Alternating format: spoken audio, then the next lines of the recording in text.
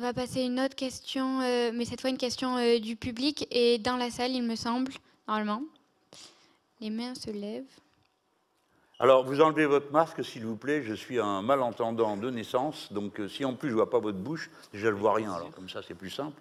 Allez-y, parlez distinctement. Bonsoir Monsieur Mélenchon. Donc, ma question porte sur le positionnement du gouvernement Castex qui bascule sur des sujets qui sont chers à la droite. Je pense notamment à l'immigration, la sécurité ou encore les accusations d'islamo-gauchisme à votre encontre.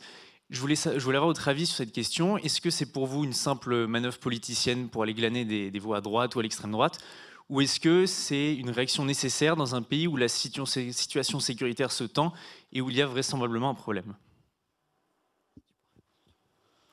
Qu'il y a un problème de sûreté, il existe évidemment, et il est commun à toutes les sociétés qui sont construites à peu près sur le même modèle.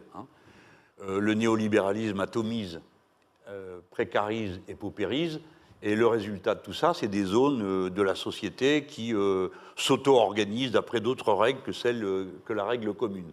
Donc on est tous confrontés à ça, plus l'impact de l'économie criminelle, de la drogue, du trafic des êtres humains, etc., qui, à l'échelle internationale et nationale, joue un grand rôle. On n'en parle jamais. De même que le trafic des armes, parce que pour qu'il y ait de la violence, il faut qu'il y ait des armes qui circulent. Qu'est-ce qui les fait circuler? Vous n'en entendez jamais parler. Alors, ça, c'est pour dire que je pense que oui, le problème existe, et que nous devons, par exemple, traiter la question du trafic de drogue en sachant comment faire, pour notamment légaliser certaines d'entre elles pour pouvoir les éteindre, etc. Que sur le trafic d'armes, il est temps aussi là d'avoir une main de fer, de la même manière que pour le trafic des êtres humains, etc. Et cette masse énorme de pognon qui circule là au milieu de tout ça et qui organise le crime organisé. Après, la mise en scène permanente de tous les crimes, vous pouvez rendre un peuple fou avec ça. Bon. Je ne crois pas vous apprendre grand-chose en vous disant qu'il y en a toujours eu. Il y a toujours eu des tueurs en série et la société arrivait plus ou moins à contrôler des événements de cette nature. Donc nous avons un volet de politique de sécurité dans le programme L'Avenir en commun et on le perfectionne à mesure qu'on avance. Bon, mais maintenant, le contexte politique. Oui, alors là, je vous dis, c'est une diversion. D'abord, tout le monde va parler. Alors l'islamo-gauchisme, personne n'est capable de dire en quoi ça consiste. Je ne suis ni musulman ni gauchiste. Et là-dessus, je suis accusé d'islamo-gauchisme, je ne sais même pas en quoi ça consiste. Ce que je sais, c'est que c'est une manière très facile de stigmatiser une partie de la population et de mettre en route des process de contrôle politique et idéologique insupportables. On en est arrivé très vite, une fois que ces gens se sont dit « Ah ben très bien, il ne s'agit que de Mélenchon, donc l'affaire est réglée, on tape dans le tas ».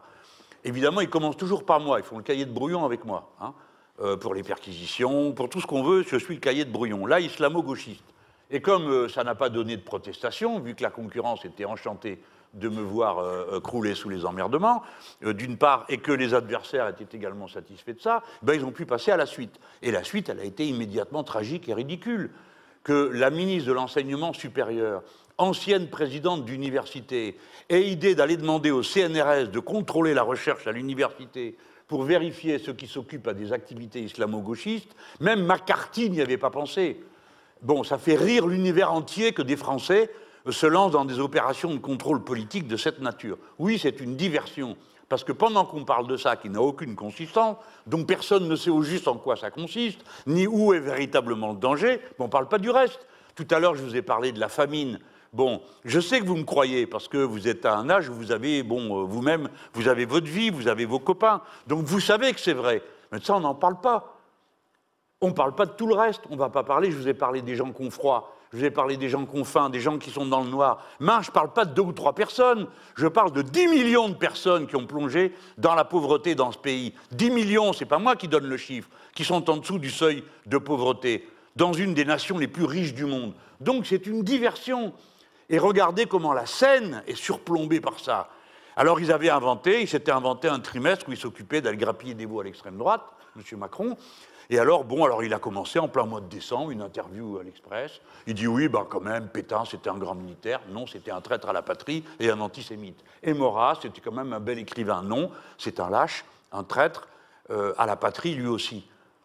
C'est absolument insupportable. Et après, on est passé à la loi sur le séparatisme. Ça n'a excité personne. Parce que les Français, ils sont comme ça.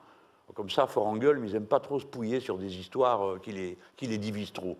Donc on a inventé cette émission de télévision, parce qu'ils ont téléphoné au service public, dit bon, allez, maintenant, il faut mettre de l'ambiance. Donc Darmanin-Le Pen, le mot à l'envers. Elle lui dit, je peux signer votre livre, lui dit, vous êtes trop molle. Donc voilà, le sujet qui intéresse tous les Français, l'islamo-gauchisme, et qui c'est qui est plus mou et plus dur de Madame Le Pen ou de Monsieur Darmanin. Une diversion absolue. Eh bien évidemment, après, il y en a qui ont complètement fondu les plombs et qui sont passés à la chasse à l'islamo-gauchisme partout. Pendant qu'on fait ça, on ne fait pas le reste. On ne traite pas du reste. Entre gens civilisés, normaux, on peut être en désaccord sur les origines de la pauvreté, sur la manière d'y répondre. On peut même s'engueuler. Mais c'est des vrais sujets, ceux qu'on a sur les bras, pas des trucs mythiques qui nous amènent à des comportements irrationnels qui divisent la société à mort. Et il ne faut pas tourner autour du pot. Tout ça est fait pour montrer du doigt une partie de la population que sont les musulmans. Et les montrer du doigt dans des conditions telles que ni ils peuvent se défendre, ni personne ne peut faire société. Quoi que vous pensiez, vous devez vivre ensemble. La France est un pays qui n'a pas inventé la laïcité dans un colloque, elle a inventé au bout de 3 siècles de persécutions religieuses entre catholiques et protestants, et contre les juifs. Par conséquent, le poids de l'histoire nous enseigne la folie que consiste à se jeter à la gorge les uns des autres en raison de notre religion, ou pas, ou supposée-t-elle.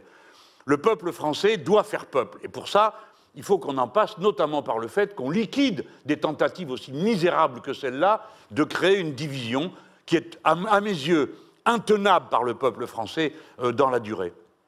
Bon, je vous en parle avec passion parce que j'y crois.